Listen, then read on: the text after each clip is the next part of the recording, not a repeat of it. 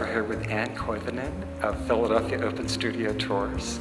We're 2 weeks away from the big kickoff, and I wanted to ask Ann a few questions about what artists should do right now to get ready for post. Thank you, Don. It's a fabulous question. It's a really important thing to be talking about, not only, certainly for the Open Studio Tours, which, as you said, will be starting in 2 weeks, but to think about any time you're doing an event or exhibition related to your art careers. Right now is a critical time for promotion and social networking.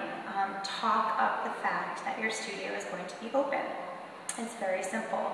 I think a lot of folks discount or maybe don't think about their social networks in a way that empowers them to use their relationships to help spread the word and get folks to support them. In whatever way you're looking for support, different artists have different goals for the Open Studio Tours.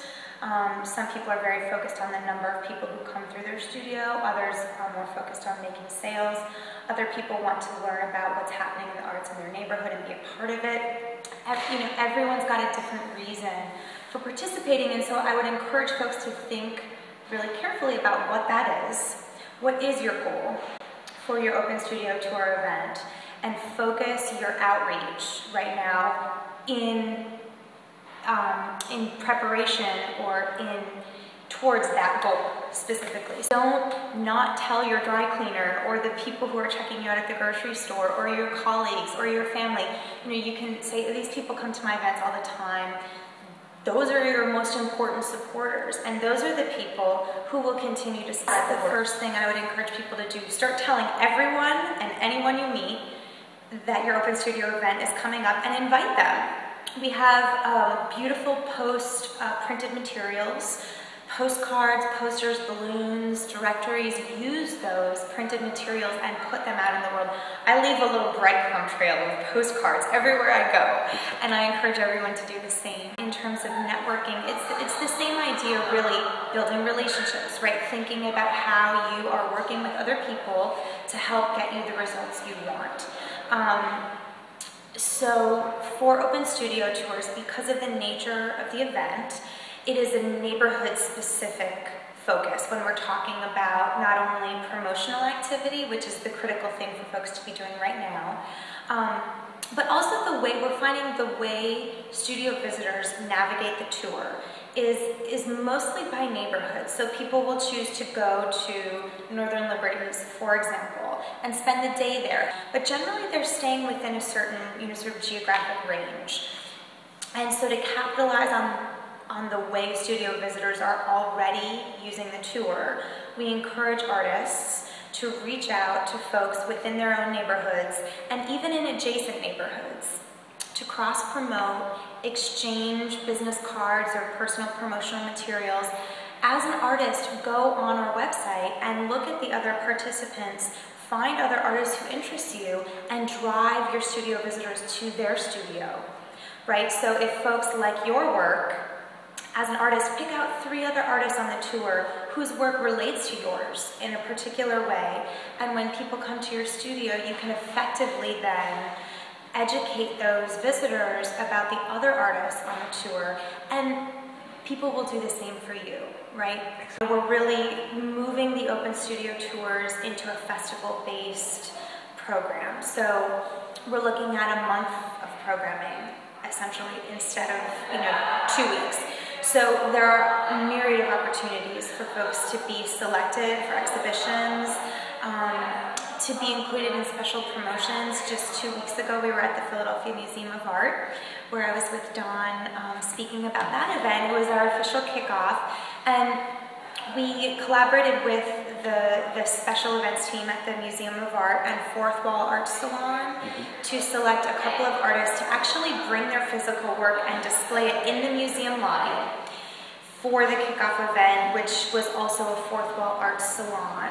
And that is a huge success. How many artists can say that they were chosen to exhibit their work, physical artwork, in the Museum of Art? Every artist who has registered for the tours also had work displayed on a projector as part of the slideshow.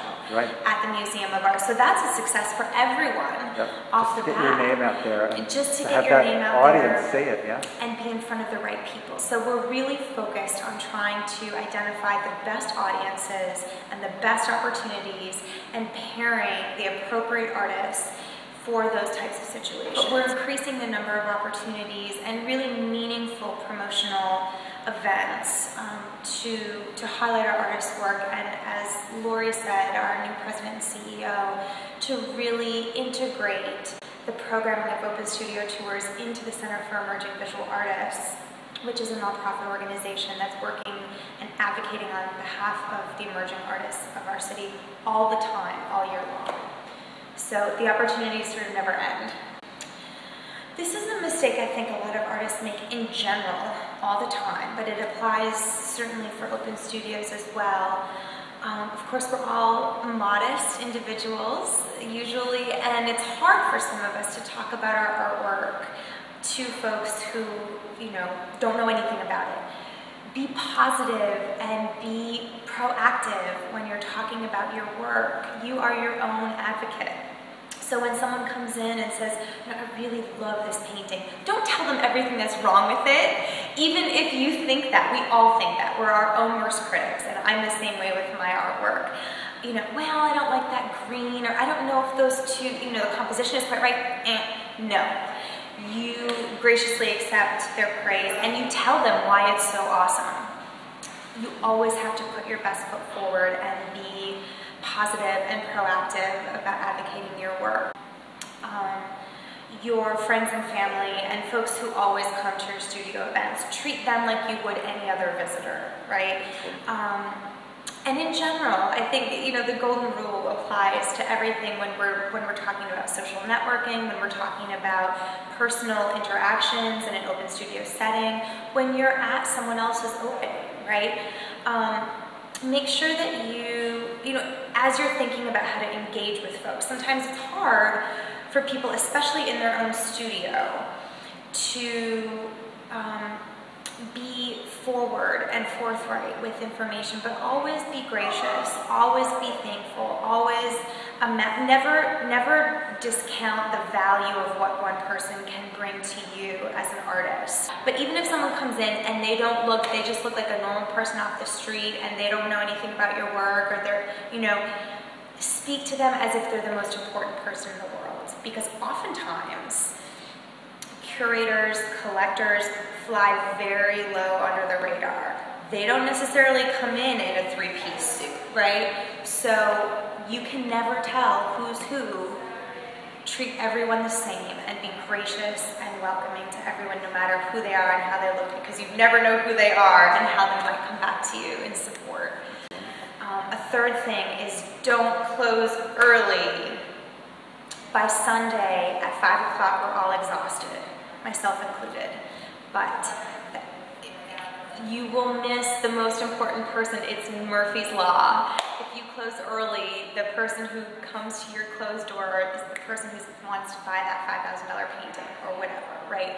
Hang in there, be in it right until 6 o'clock.